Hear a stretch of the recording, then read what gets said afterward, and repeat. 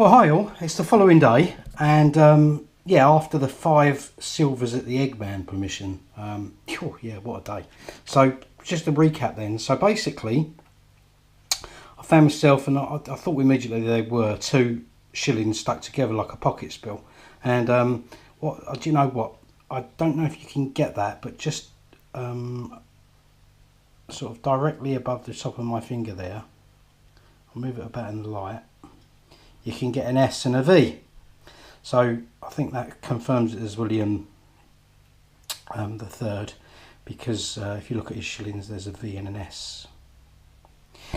Now the bottom one, or the one that's stuck together on the other side, I think that might be an Ann shilling, because looking in Spinks, the Ann shilling is just that slightly bit bigger than the William. And basically I found another William shilling that was fairly blank, so I used that for size to compare, and sure enough also it's a little, this bottom one here is that little bit bigger. So yeah, I'm really over the moon. Now I'm going to try and, I've had them soaking in lemon juice overnight. So if you look at the video yesterday, you'll see that the shilling that come out of the little purse loss, the shilling and the sixpence, they were quite, you know, grim and grotty. But this is what I normally do. I just leave them in lemon juice overnight, and as you can see, you know, it really cleans them off. It does dull them off a little bit, but you know, at least we can see them now, because yesterday we couldn't.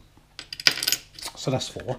And then number 5 then, it was that beautiful little Vicky 4pence. Dead chuffed with that one, 1848.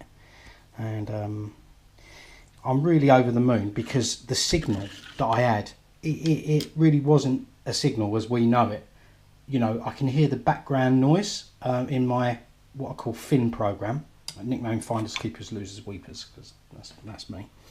And a little bit of sense of humour there. But yeah, in the Fin program, what you do is you get this background buzz that's an iron buzz and a sort of ground buzz. And to be honest with you, you know, whether it's because of me and my hearing, you know, I've always suffered with just like very mild tinnitus. I've always got this buzzing and that in my ear. But the fact of the matter is I really, it communicates with me, that program. You know, basically I can hear the slightest change of tone to me in my ears, is I regularly recognise it. You know, I'm really in tune with it. And also I think it's because I've been on XP machines ever since, I don't know, about 29 years or something like that. You know, the ADX 100, 150, 250, and of course the deus. But yeah, just generally I recognise that iron buzz and low buzz really well. So what it was is that little 4pence and also the shillings, they really was just a slight distinguishment in the tone.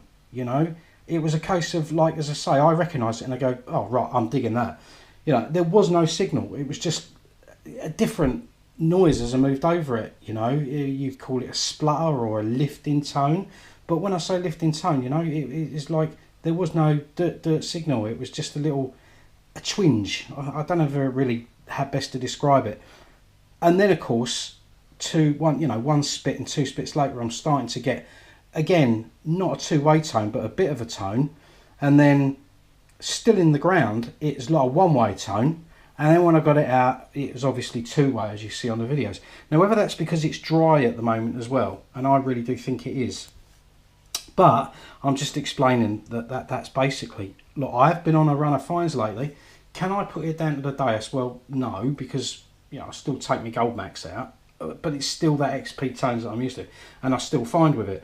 The point I'm making is I don't believe have found Lees with the gold max, because they're in a busy area, all right?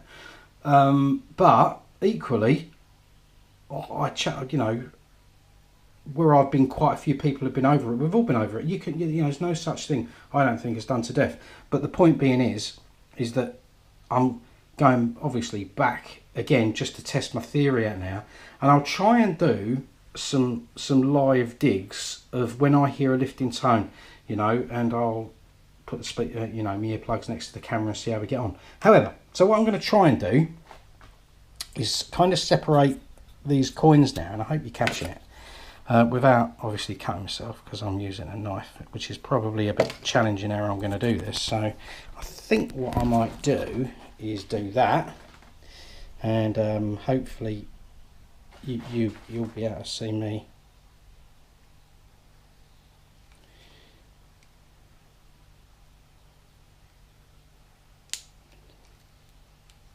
They've separated.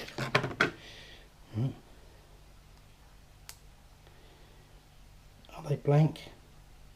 Yeah. Folks, first impression. Dropped it.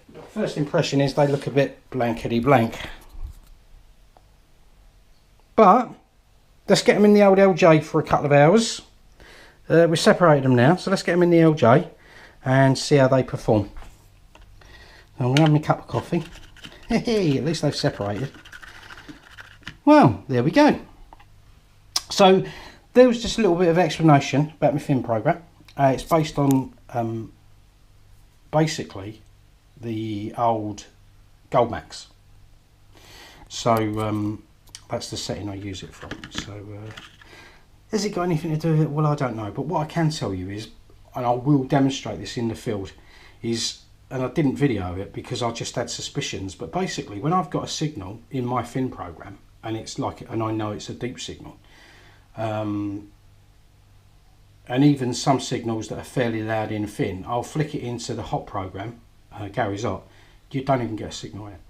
Now, I'm not dissing that because the hot program, you know, when we're on a really Byzantine and contaminated site, we're not interested in depth, you know what I mean?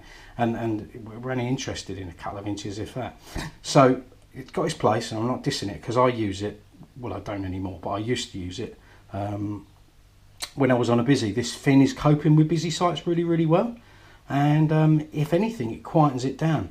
What I said was, back in the Norfolk program, so the Norfolk visit I'd done, I went to this field, used it in op program last year, and I'll give up on the field. It was like, I cannot do that. It was so noisy. And yet, remarkably so, I went back with Finn, as you saw last couple of vids, and pulled a hammy out and a milled Vicky, and it quietened it right down. We'll have to see, but I'll demonstrate that in the field next time. So, okay, the coins are separated. We're cleaning them up, and hopefully underneath that there might be something there. So we've got a V and an S so far, and we'll see what comes off next time. Cheers, ta-da.